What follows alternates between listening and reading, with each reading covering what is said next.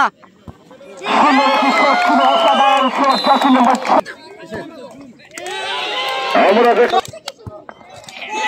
সুন্দর একটি শট ছিল।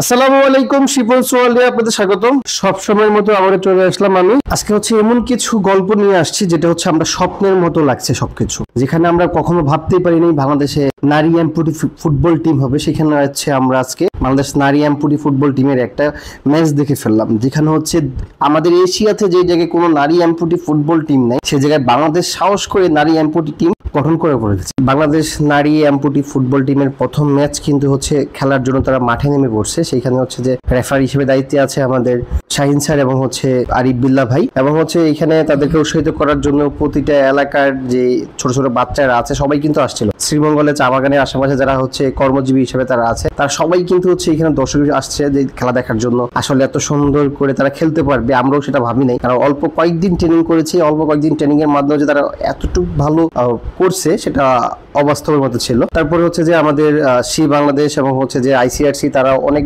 বড় পর্যায়ে কিন্তু এটাকে নেওয়ার জন্য তারা চেষ্টা করছে, এবং হচ্ছে আমরা দোয়া করি বাংলাদেশ নারী এমপুটি ফুটবল টিম অনেক বড় পর্যায়ে যাবে, সেই দোয়াই আমরা রাখি।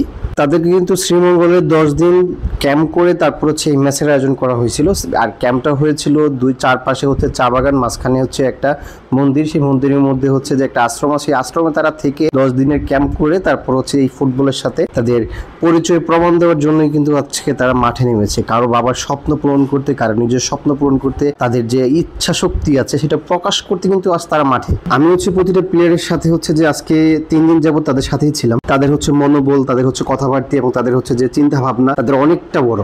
তারা চাচ্ছে যে এই ফুটবলটা অনেক দূর এগাক, আর এই ফুটবলটা নিয়ে তাদেরকে হচ্ছে যে ভালো স্বপ্ন দেখাইতে হবে। কারণ হচ্ছে আমরা যেভাবে হচ্ছে প্রতারিত হয়েছি কালো একটা মেঘের ছায়ার মতো, তাদের যাতে লাইফে এইরকম কালো মেঘের ছায়া না, তাদের হচ্ছে যে একদম ফুলের মতো মানুষগুলোকে হচ্ছে যে যাতে কোনো দুর্নীতিবাজ দ্বারা এখানে এসে টাকা খাওয়ার চিন্তা ভাবনা না থাকতে পারে, সেই আশায় আমরা আছি।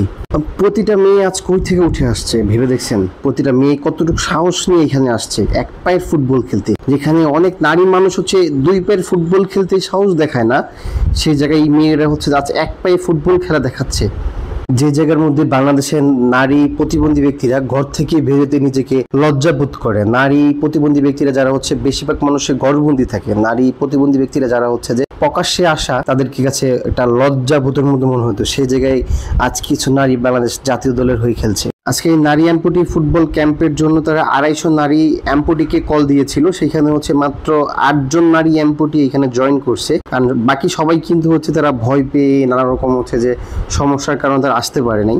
আমরা চাই হচ্ছে তাদেরকে দেখে বাংলাদেশে আরো অনেক নারী এমপুটি ফুটবলার উঠে আসুক, তারাও ফুটবল খেলুক, তারাও ফুটবল মাঠ মাতাক, তারাও ফুটবল জগতে হচ্ছে এসে তাদের স্বপ্নটা পূরণ করুক। খুব সুন্দর একটি খেলা উপহার দিয়েছে বাংলাদেশ নারী এমপুটি ফুটবল দল, সে বেগুনি দল এবং সবুজ দল তারা হয়ে খেলেছে। 0-0 গোলে ড্র হয়েছিল।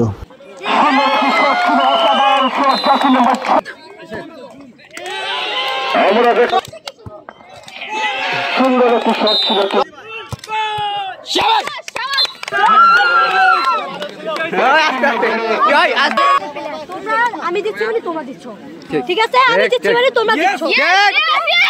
তাদের আন্তরিকতা দেখে আমরাও আজ মুগ্ধকর। তারা সবাই ভালো থাকুক, সুস্থ থাকুক, এবং আপনারা সবাই ওদের জন্য দোয়া করবেন। সবাই ভালো থাকবেন। আল্লাহ হাফেজ।